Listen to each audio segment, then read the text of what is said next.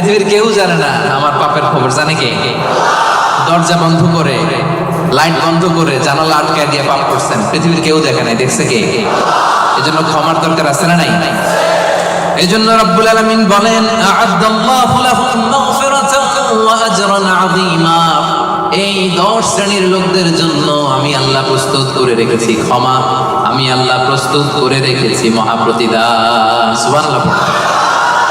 তাহলে আসুন আর কাল বিলম্ব না করে আমরা সেই 10টা গুণের কথা শুনি। 1 নাম্বার বৈশিষ্ট্য হচ্ছে ইন্নাল মুসলিমিনা ওয়াল মুসলিমাত, মুসলিম পুরুষ এবং নারী, যারা মুসলিম শুধু কালিমে তয়্যিবা কালিমে শাহাদার ঘোষণা দিছে এরাই মুসলিম না, ঠিক কি না?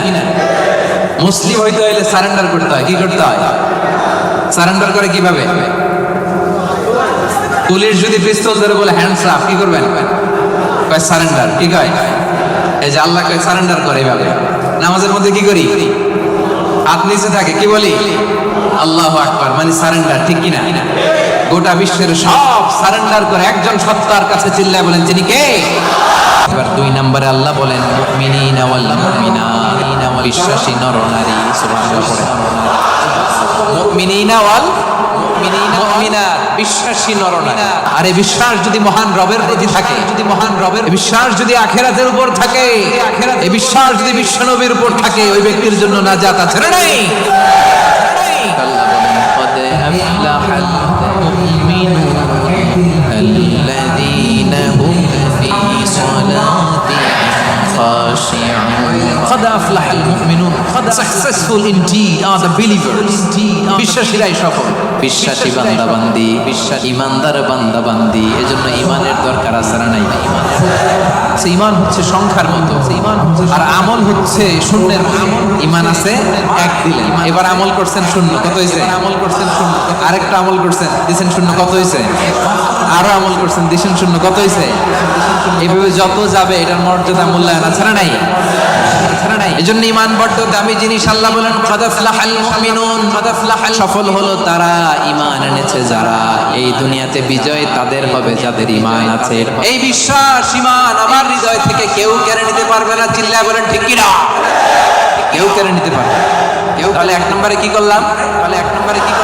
সারেন্ডার, মুসলিম। 2 নম্বরে বললাম আল্লাহ আমরা ঈমান আনলাম, আখিরাতের প্রতি, তোমার প্রতি, নবীর প্রতি, ভাগ্যের প্রতি, জান্নাতের প্রতি, জাহান্নামের প্রতি, ঠিক কি না? তাহলে 1 নম্বরে সারেন্ডারও শেষ, 2 নম্বরে ঈমানও এনে ফেললাম। এবার 3 নাম্বার হচ্ছে কানিতিন, কানিতাত মানে হচ্ছে অনুগত। কানিতিন মানে কি? কানিতিন মানে চিল্লায় বলেন কার অনুগত? আওয়াজ করে বলেন। We are loyal to Allah. We are obedient to Allah. আমরা আল্লাহ তাআলার অনুগত, আমরা আল্লাহ তাআলার অবাধ্য হতে পারি। আল্লাহ যে ফয়সালা দিয়েছে এটাই আমাদের মাথায় পেতে নিতে হবে, ঠিক কি না? এজন্য বিশ্বনবী যখন আল্লাহর কাছে দোয়া করতেন, বিশ্বনবী বলতেন আল্লাহ আমি আপনার গোলাম, গোলামের ঘরের গোলাম, বান্দির ঘরের গোলাম।